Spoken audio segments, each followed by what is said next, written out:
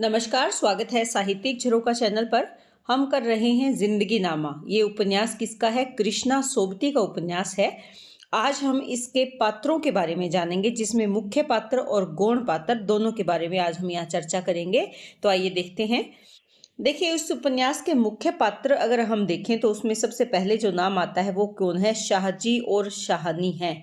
ये पति पत्नी है और मूलतः क्या है? ये साहूकार है। शाहजी डेरा जट्टा गांव के साहूकार हैं। पुलिस, वकीलों और अपराधियों से इनका बराबर मेल रहता है और अवसर आने पर सबकी रक्षा करते हैं।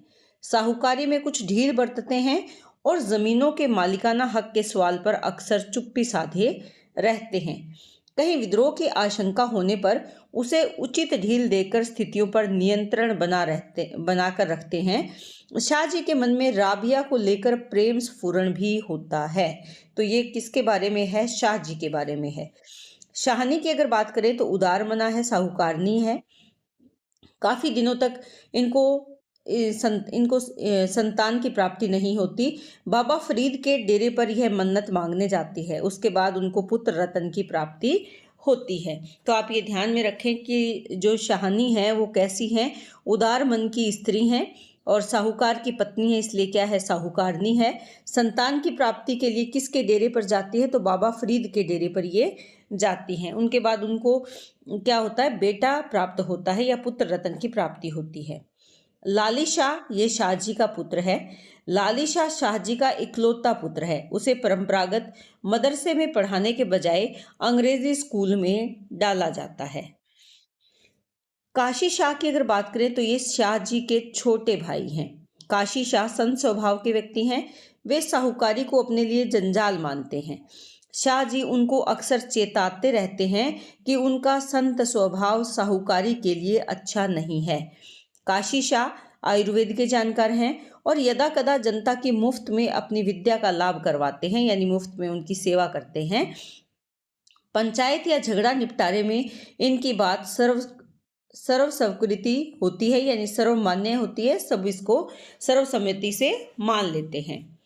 बिंद्रा देई की बात करें तो ये क्या काशी शाह की पत्नी है। बिंद्रा देई हंसमुख किंतु पतिव्रता पत्नी है।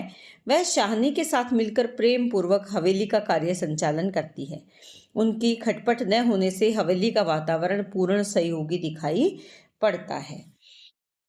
उसके बाद है गुरुदास और केशोलाल। ये काशी शाह के पुत्र हैं।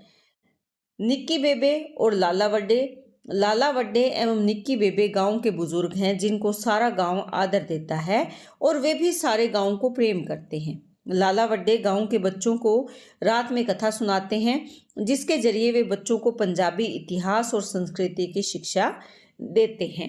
निक्की बेबे ये गांव के छोटे छोटे बच्चों को प्रेम करती है और उनको कुछ न कुछ खाने की चीजें देती रहती हैं।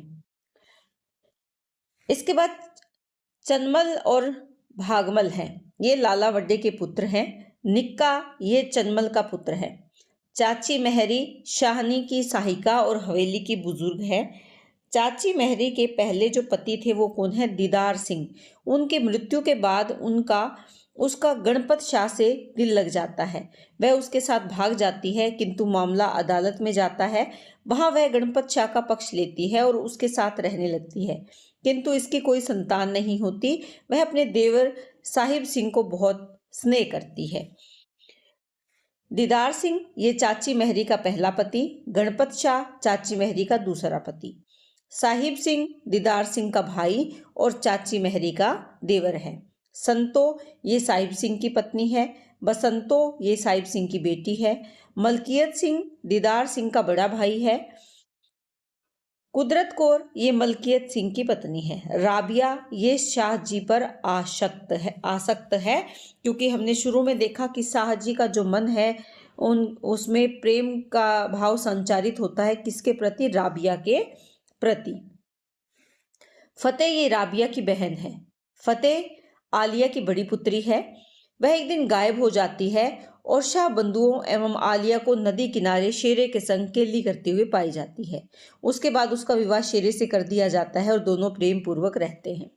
शेरे ये फतेह का पति है। सलामत अली थानेदार है। मेहर अली जमीन पर अधिकारों को लेकर आक्रोशित युवा है। मेहर अली के जरिए जट्टों में जमीन के मालिकाना हक को लेकर आक्रोश की दबी चिंगारी दिखाई गई है। करम बीबी और बरखुरदार ये दादी पोता है। शीरी ये बरखुरदार की पत्नी है।